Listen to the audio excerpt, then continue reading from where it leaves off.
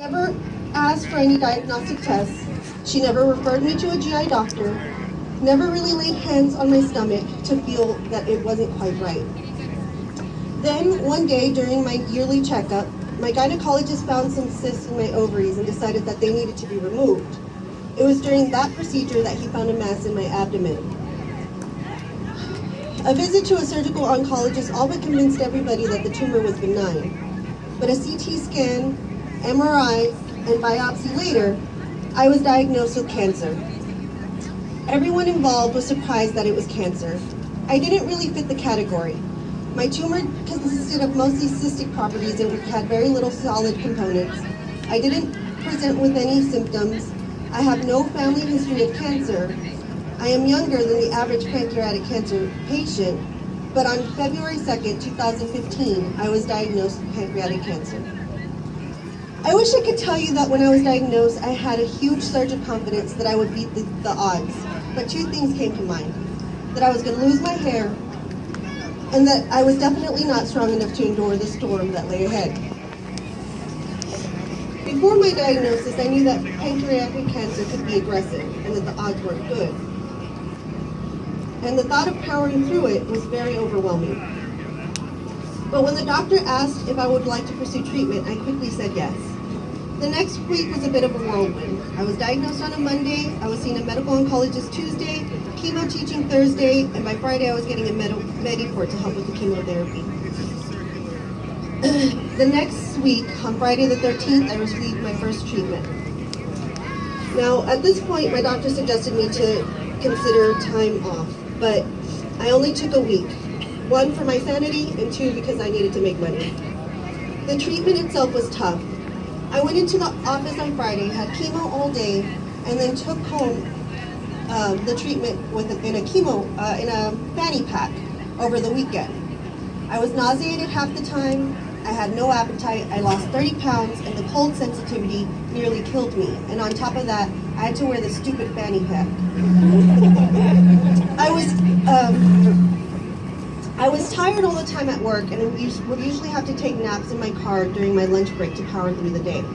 I endured this treatment for 3 months and saw no results. No change in my CA19-9, and my tumor had grown 5 more centimeters in a different region.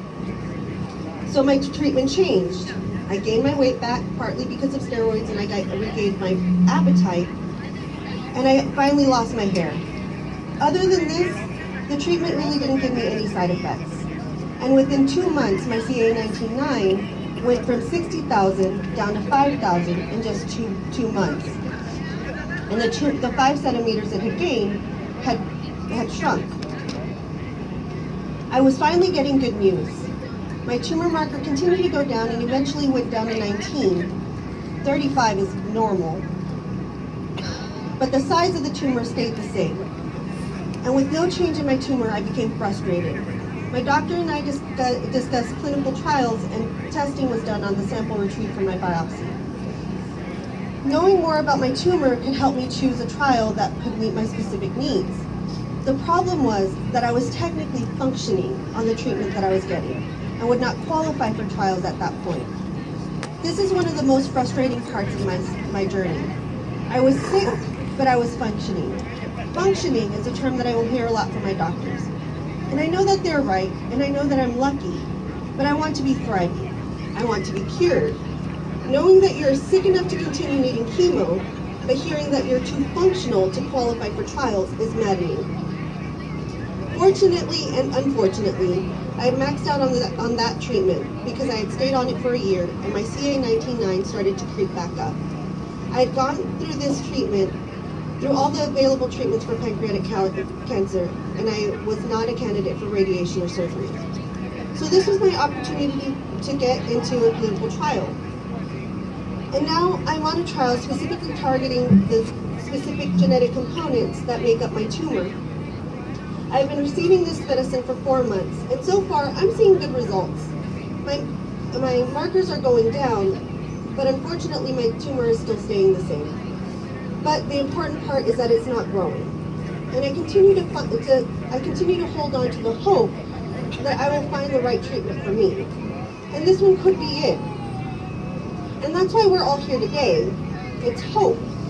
That's the message that drew me to Pancreatic Cancer Action Network. Hope, though, seems like such a passive word. But wage hope implies an action. And even though I didn't realize it at first, I needed to take action.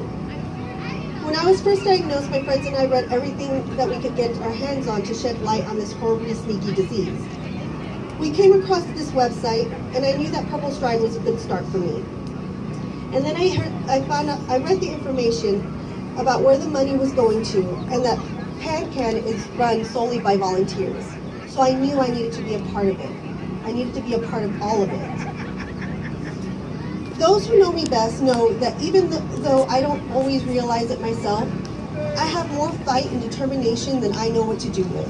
Laying back and letting things just happen is not my style. I don't just want to be a bystander. I need to use this fire in my gut, not just for me. This is much bigger than just me. I felt like I needed to use the spark to pave the way for my fellow survivors and everybody else fighting this fight. We need to see a future with better screening and detection. We need to not hear the term, they found it, but it was just too late. And we need more options, more treatment options than the 5 medicines available and radiation. I need there to be more of us, more people surviving, more people thriving for longer. Because our stories being cut short is just not acceptable to me. So that's why I'm here. That's why we're all here. To wage hope. Because our story is not over yet. Thank you.